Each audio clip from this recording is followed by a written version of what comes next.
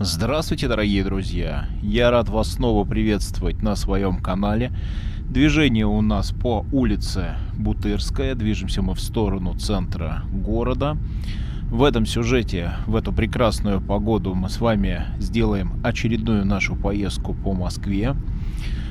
К сожалению, у нас, несмотря на то, что много машин, в городе введен режим самоизоляции. Да-да, едем мы с вами в майском месяце, а это говорит о том, что до конца этого месяца на самом деле мы находимся где-то в середине примерно.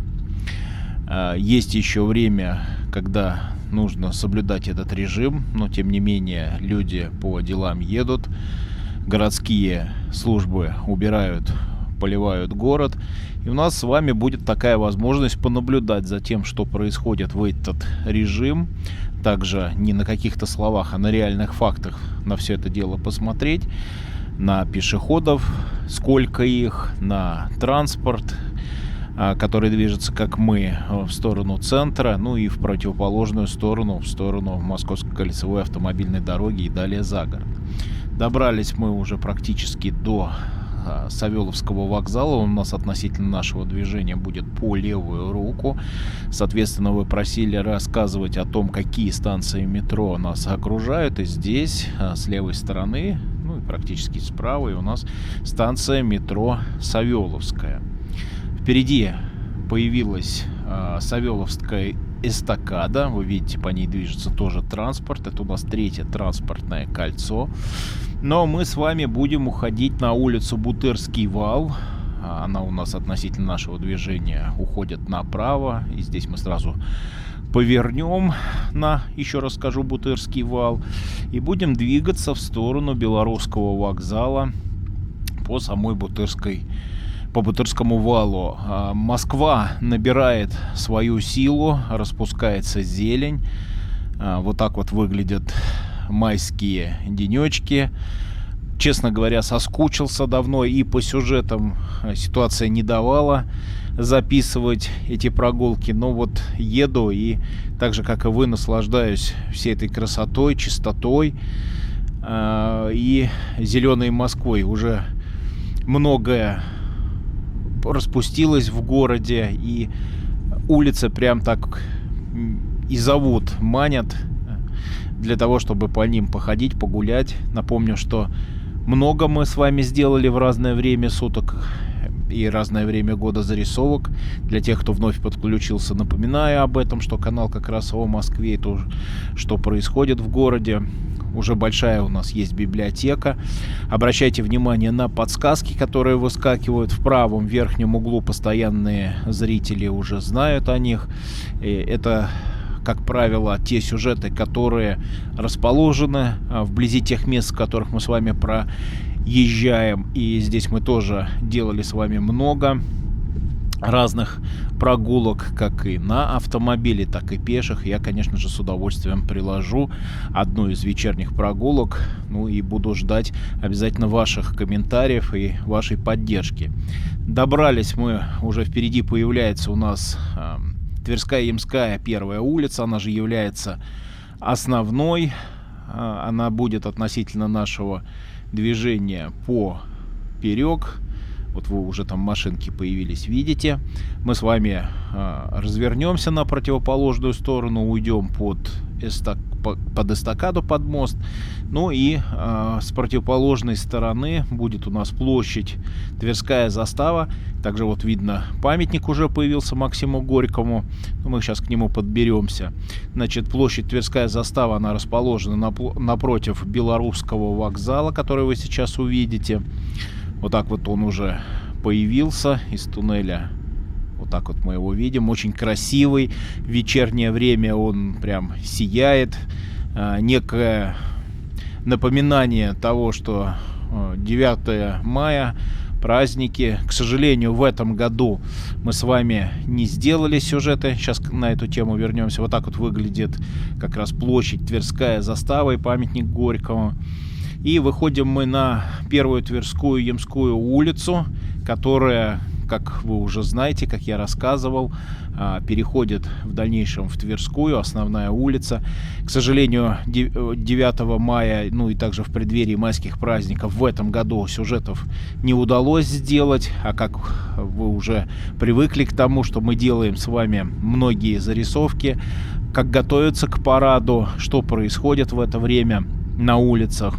Как правило, здесь основная улица, где техника выстраивается, ну, ближе к центру, где Тверская улица начинается. Примерно это от Пушкинской площади, от метро Пушкин, где Бульварное кольцо проходит, оттуда выстраивается техника до Кремля. И я надеюсь, что в этом году будет еще возможность записать все это дело. Буду готовиться к этому моменту и, надеюсь, порадую вас и в этом году. Но, тем не менее, если вдруг вам захотелось это посмотреть, как это происходит, то обязательно смотрите приложенные сюжеты, которые в правом верхнем углу будут выскакивать.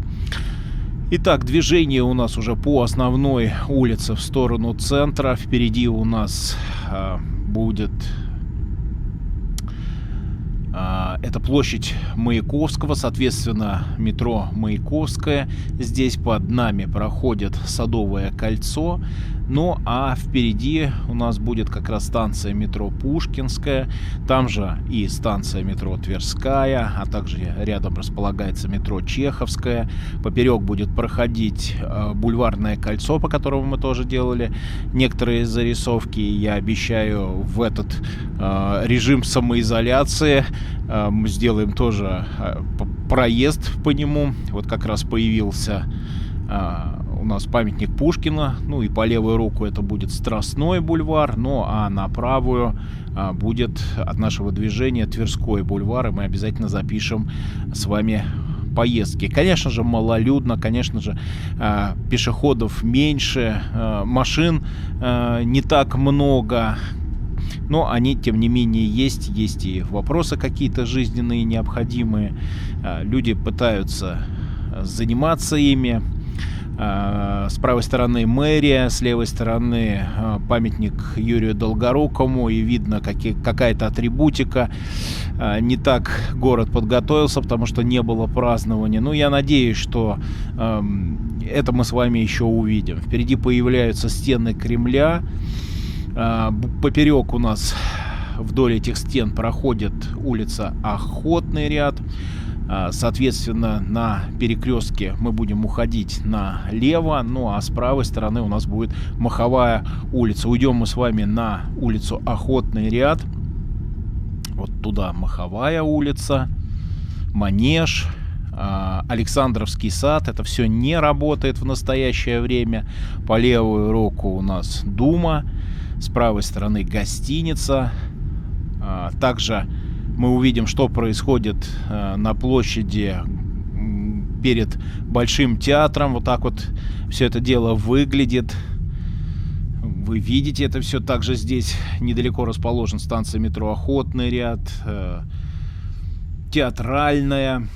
И уходим мы с вами прямо в сторону площади Лубянки.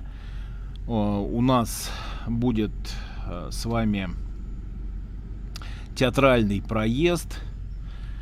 И вот так вот немалолюдно сегодня выглядит Москва. Напоминаю, что сюжет записывается в режиме самоизоляции, поэтому немноголюдно. Где-то не работают фонтаны, где-то перекрыты площади, парки закрыты. Также ездят патрульные машины и в мегафон рассказывают о том, чтобы жители находились дома. Рекомендательный характер этих посылов, чтобы соблюдали режим. С левой стороны центральный детский магазин, который, естественно, закрыт. Ну и вверху у нас появляется уже Лубянская площадь, соответственно, станция метро Лубянка. Уходим мы с вами на улицу Новая площадь. Здесь тоже мы делали ряд разных интересных зарисовок, их много.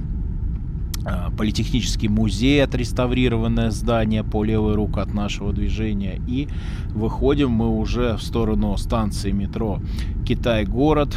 Выйдем мы на улицу Старая площадь. Будем спускаться вниз к набережной Москва-реки. И вот такие виды Москвы сегодня в эту прекрасную погоду нам доступны. Работает, конечно же, городской транспорт, каких-то пассажиров доставляют. Отсюда устроены очень длинные маршруты, и практически можно уехать не только в северную часть города, откуда мы с вами прибыли, но также и в южную. Внизу этого Ильинского сквера, который относительно нашего движения по левую руку, есть большая станция прибывающих автобусов. Лубянский проезд проходит параллельно с противоположной стороны Ильинского сквера. Он сквозь листву пробивается. Деревья набирают свою силу. Обязательно мы это увидим. Погуляем еще, сделаем какие-то вечерние прогулки. Вот как раз площадь, где автобусы. Направо у нас уходит улица Варварка в сторону Васильевского спуска к Кремлю. Ну, а за этой стройкой с правой стороны, за Китайгородской стеной, у нас проходит парк Зарядье, который, конечно же, закрыт. Были у нас сюжеты и в зимнее время. Фестиваль «Путешествие в Рождество». Мы здесь делали некоторые с вами зарисовки, да и не только зимой. Вот, поэтому обращайте на это внимание, на эти сюжеты. Парящий мост. Ну и вышли мы с вами на Москворецкую набережную. Впереди появилась у нас высотка, именитая на Котельнической набережной во всей красе. Напоминает немножечко старую Москву.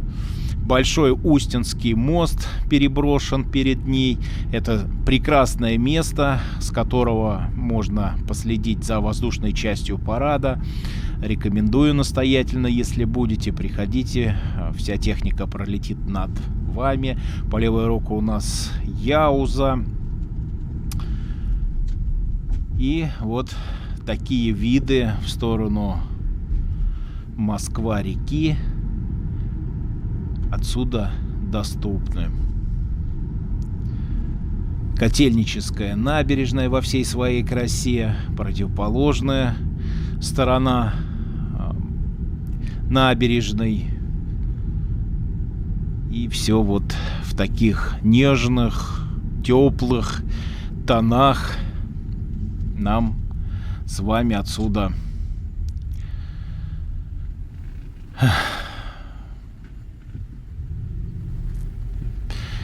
предоставлена Гончарная набережная.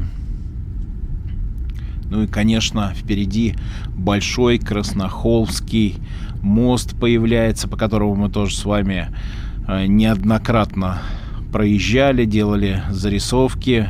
Дом музыки с правой стороны, параллельные относительно нашего движения мы делали на набережных тоже проезды. Не забывайте, заходите, смотрите, оставляйте комментарии, ваши какие-то оценки. Всегда это приятно видеть.